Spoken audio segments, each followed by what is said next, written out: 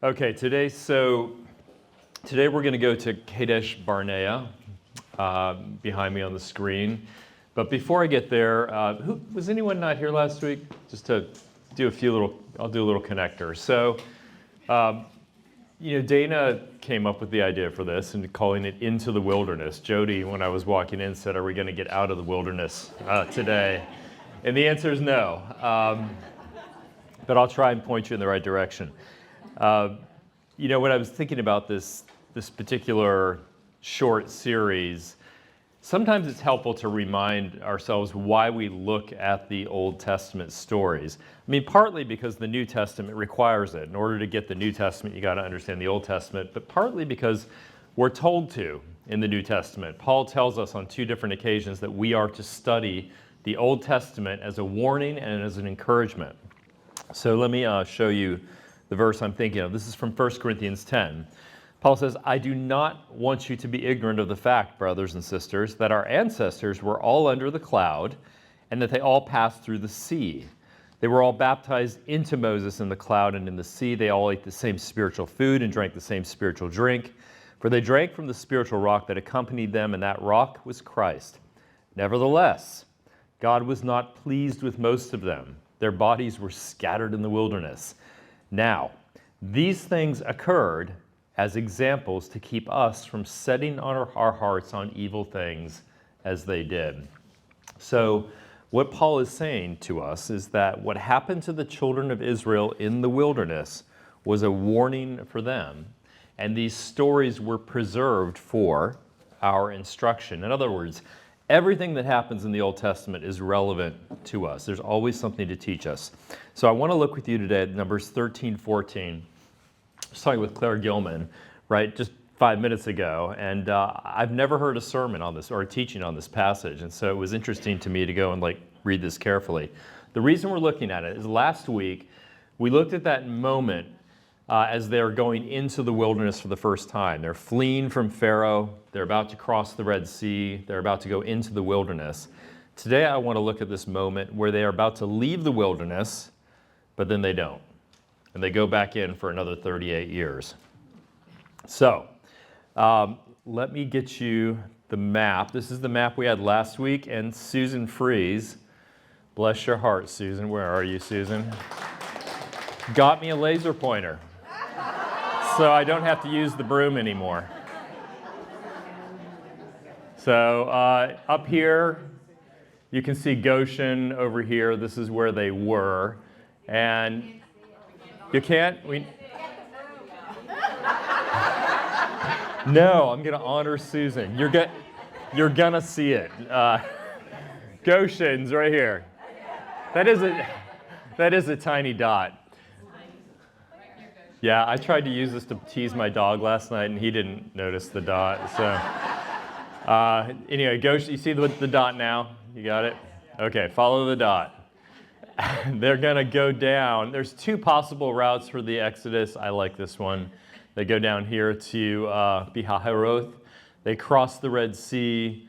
They wander down here. Mount Sinai, possibly down here. They get the 10 Commandments. Manna is given along here. They make their way up over here to Kadesh Barnea. And this here is a journey of 18 months to 2 years. So, fine, right? That's not so bad. But then they get to Kadesh Barnea. And what Moses does is he selects 12 men, 1 from each of the 12 tribes of Israel, and he gives them a commission. Now remember, they have been away. So here's the promised land up here. They're supposed to be here at Kadesh Barnea, and their job now is to go up into the promised land and live in it. So Moses gets 12 men, 1 from each of the 12 tribes of Israel, and he says, I want you to go up into the land, and I want you to spy it out, is how the old translations say it. I want you to spy it out and bring us back a report. Now, they have been away from the promised land. Do you remember? We talked about it last week. About 400 years. They've been away for 400 years. So they kind of know who's in the land, but they need to get some more information. So here's what Moses says. This is chapter 13, verse 17. Moses says, go up there into the Negev, then go up into the hill country, that's the area around Jerusalem, see what the land is like, and whether the people who live in it are strong or weak, whether they are few or many, and how is the land in which they live? Is it good or bad? And how are the cities in which they live? Are the people in open camps or in fortifications? And how is the land? Is it productive or unproductive? Are there trees in it or not? And show yourselves courageous and get some of the fruit of the land. Now it was the season of the first ripe grapes. So let's just notice their task, first of all. They are sent to spy out the land. Now the word spy, it's not used in this translation, but it's in the old translations. The word spy is kind of unfortunate because what does it make you think of? Espionage, dun, dun, dun, dun, dun. Yeah, Mission Impossible, 007, sort of furtive, devious, underhanded, secretive, exploration. But the Hebrew word is actually pretty basic. It just means go explore. Spy is actually not the most natural translation. Go and explore, gather information. That's it. Notice what they're not asked to do. Moses doesn't say, go up into the land and then come back and give me your opinion about whether or not we can settle there, your opinion about whether or not it's possible to live there. They're not to assess anything about whether or not now is the right time to go back and live in the land. They are only sent to gather information, learn about the inhabitants, see how good the land is, and then come back and be witnesses of God's faithfulness to them, that it's been 400 years, but that God has prepared a wonderful, fruitful land for them to dwell in. And Moses says, bring back some produce while you're at it. So we're told that it is the time of the first ripe grapes. So when would that be? Guess? Late summer. So probably late July, August, somewhere around there. It's a nice time to be traveling in Israel. So they go up, and this trip, it's about 250 miles each way, so that should take about 20 days for healthy young men to do, and that's what it takes. We're told it takes 40 days to go up and back, and I actually have a different map for you here. This is red dot, it's going to start here.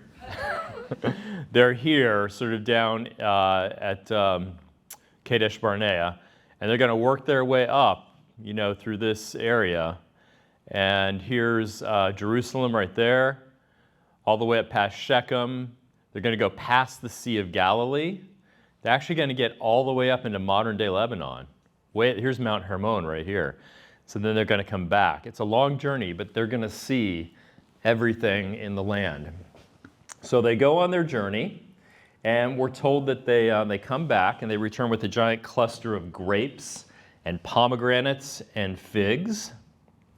And we're told when they returned from spying out the land, at the end of 40 days, they went on and came to Moses and Aaron and to all the congregation of the sons of Israel in the wilderness of Paran at Kadesh. And they brought back word to them and to all the congregation, and they showed them the fruit of the land. Okay, so they're back. So far, so good. It all sounds very promising. They've got the fruit. But then the men the spies, they start to talk. And here's what they say. They reported to Moses and said, "We came into the land where you sent us, and it certainly does flow with milk and honey, and this is its fruit." Now, if you're a careful reader of the Bible, you're going to notice right off that something is wrong here. For the fun of it, anyone want to take a guess? Where you sent us. Blame. Yes. It is blame, but it's not just that. Do you remember how when they're talking about the land, they normally say this. They say the land which the Lord our God swore to us. The land which the Lord our God promised us. This is very different from what they say here. They say we came into the land where you sent us. Now, when they talk about the land that the Lord our God swore us, that is a way of saying there's nothing we can do. to possess this land, to deserve this land. It all comes from God. But when they say, we went into the land that you sent us into, Moses, who have they removed from the equation? The Lord, right? It's not the land the Lord swore to give us. Now it's the land you sent us, Moses, to explore. Now this is the first sign that they are not ready to go into the promised land. They have disconnected the promised land from the Lord. So already we see these guys, they need to go back into the wilderness for further refining before they can go into the promised land. Now this happens to us. We get disconnected from God, or we disconnect God from things in our lives. Now if you only connect, now I'll try and come at this practically in two ways. If you only connect with God in an irregular way, for example, on Sundays, or when you have a problem, or when you have a need, then you're probably not ready for the next chapter of whatever the Lord has prepared for you. You may have to go back to the wilderness to learn to find God in the landscape of your life.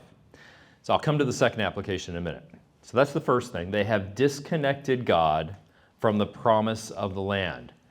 So that's a problem already. But what happens next puts terror into their hearts. Listen to what the spies say. Nevertheless, the people who live in the land are strong, and the cities are fortified and very large. And indeed, we saw the descendants of Anak there. Amalek is living in the land of the Negev. The Hittites, the Jebusites, and the Amorites are living in the hill country. And the Canaanites are living by the sea and by the side of the Jordan. Now, part of what they're doing there is they're giving the information asked for, but they're sprinkling in little things that are going to start to scare the children of Israel. One of which is the sons of Anak. Let me see if I've got the quotation up here. And not yet. Okay. If God were in the picture, none of this information would frighten them. But without God in the picture, this information is going to start to terrify them. So there's two guys out of these 12 men. There's two that are holdouts for God. There's two that are standing with God, and that is Caleb and Joshua. So Caleb steps in and he tries to reorient them on God. He says, shh, we should, by all means, go up and take possession of it, for we will certainly prevail over it. So what's the difference with Caleb? Completely trusts the Lord and his promises. He knows that if God is with them, they're going to prevail. But the other men, excluding Joshua, openly disagree with Caleb. Verse 31, they say, oops, I forgot to put this in. We are not able to go up against the people because they are too strong for us. Okay, now they're going beyond the bounds of their commission. They weren't asked to offer an opinion. They weren't asked to assess this situation. They're too strong for us. And it gets worse, verse 32. They brought a bad report of the land which they had spied out to the sons of Israel. Now, bad report is a euphemism in Hebrew for telling a lie. So now they're just making things up, right? So what they say is the land through which we've gone to spy is a land that devours its inhabitants. And you see what's going on here. The people whom we saw in it are people of great stature. You know who we saw there? The Nephilim. These sort of mythical, half demigod giants. We saw the Nephilim, the sons of Anak, which we heard about earlier, are part of the Nephilim. And we were like grasshoppers in our own sight, and so we were in their sight. We felt puny and weak. There's no way we can do this, guys. So now they're just lying. The implication is that they didn't see anything like this.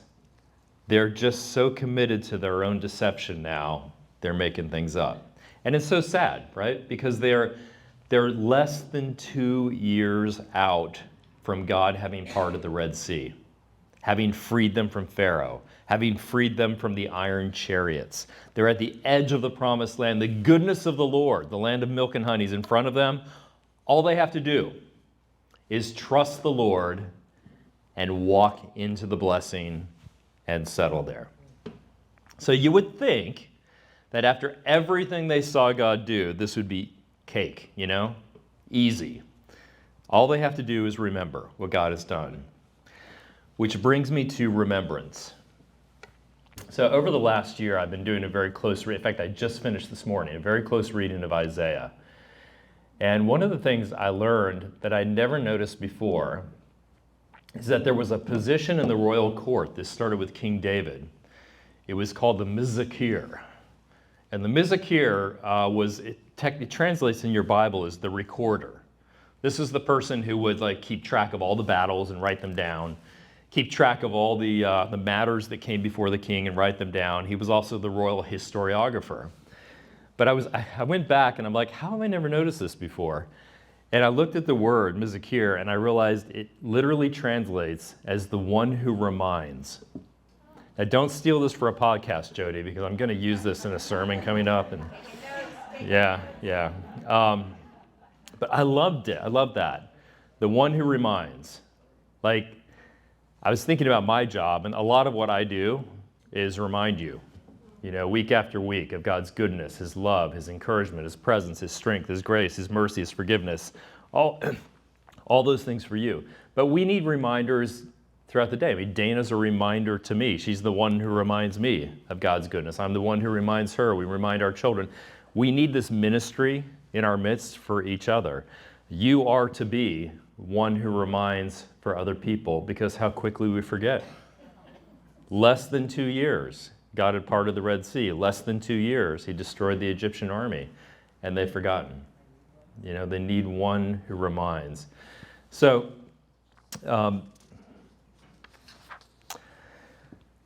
you can talk more about this in your groups. I mean, some of you keep journals, prayer journals. I mean, that's a great way to remind yourself, but we have to do this for each other. Because if you can remember God's goodness in the past, then you can trust His goodness in the present and for tomorrow. But again, what's the response? They completely forget God's goodness. All the congregation lifted up their voices and cried. And the people wept that night. All the sons of Israel grumbled against Moses and Aaron, and the whole congregation said to them, "Would that we had died in the land of Egypt." So this is the deception we saw last week, self-deception. "Or would that we had died in this wilderness. Why is the Lord bringing us into this land to fall by the sword? Our wives and our little ones will become plunder. Would it not be better for us to return to Egypt?" Okay, things are about to get very bad for these people. We don't have time to review it all if you didn't read it. But Caleb and Joshua, they're going to try one more time with the people. And they're arguing that the balance of power is in their favor. So verse 9, oops, I forgot that one too. They say, "Don't rebel against the Lord. Don't fear the people of the land. They will be our prey." The shadow, that's a metaphor in the Old Testament for protection. The shadow has been removed from them, and the Lord is with us. Do not fear them. But they don't listen. And in fact, if you didn't read it, they reach down at their feet and they pick up stones, because now they just want to kill Joshua and Caleb. God intervenes. Judgment is coming. God says to Moses, I think I'm done with these people. I actually would like to start over with you, Moses. And Moses says, no. It's interesting because Moses becomes the one who reminds God. He says, God, remember, these are your covenant people. And he says, I pray that you will pardon the iniquity of these people according to the greatness of your loving kindness. Loving kindness in the Old Testament is a word that always refers to God's covenant with humans. So Moses is saying, remember, you made a promise to Abraham, and I don't want you to break it for me.